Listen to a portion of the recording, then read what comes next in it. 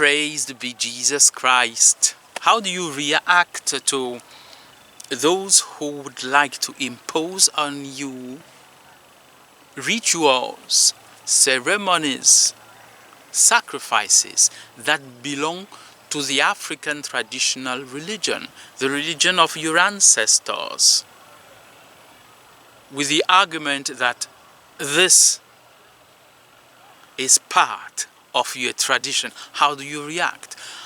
Usually there are violent opposition, or some just allow themselves to be swallowed up in an opinion they don't even comprehend. There is such a violent opposition in Acts chapter 15 verse 2, and there the opposition is between those who, like Paul and Barnabas, consider faith to be the only step to be made by a pagan, a non-Jew, to become Christian, and those, like those from the entourage of James in Jerusalem, who came there to Antioch and said, "Gentlemen, except you have yourselves circumcised, except you become real Jews, you won't have any share with Christ. He is the Messiah of the Jews. So become a Jew, then welcome the Messiah." The matter was brought to Jerusalem, where the apostles were. The apostles, that is Peter, first Pope, the other apostles, College of Bishops, the elders, that is the presbyteroi, the priests, and the community. They discussed the matter, and the verdict, the final decision, is in form of a letter, call it encyclical if you want, or motu proprio. It is a decision whereby the apostle stipulate, we and the Holy Spirit have decided the communion of the church with God who guides and directs it. The Holy Spirit, we and the Holy Spirit have decided not to impose on you, non-Jews becoming Christians, any other thing than to stay away from illegitimate unions, impurity,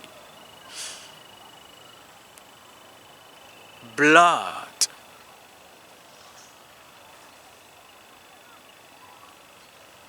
meat that has been sacrificed to idols. And then please take care of the poor. Remember the poor. So if even the religion of Moses that was inspired and dictated by God were not imposed upon the pagans, how can you impose on a Christian coming from paganism today the traditional religion of Africa, which doesn't even bear the seal of revelation per se? No, actually, all those who are Christians shouldn't take part in anything that is a ritual, sacrifice,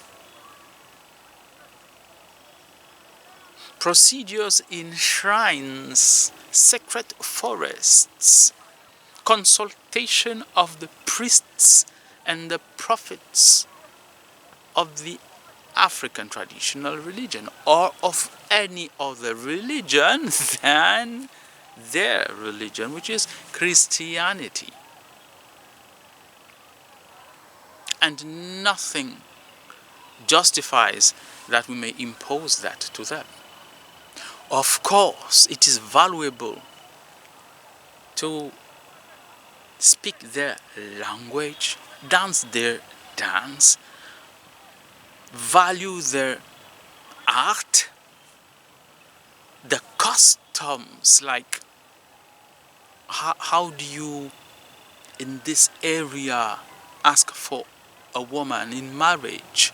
What are the procedures?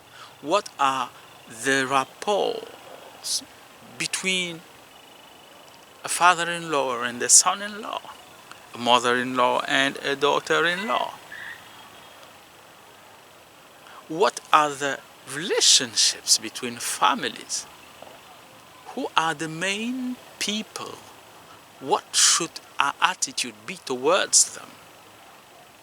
Fine and good, but not rituals and sacrifices, not religion. Praised be Jesus Christ.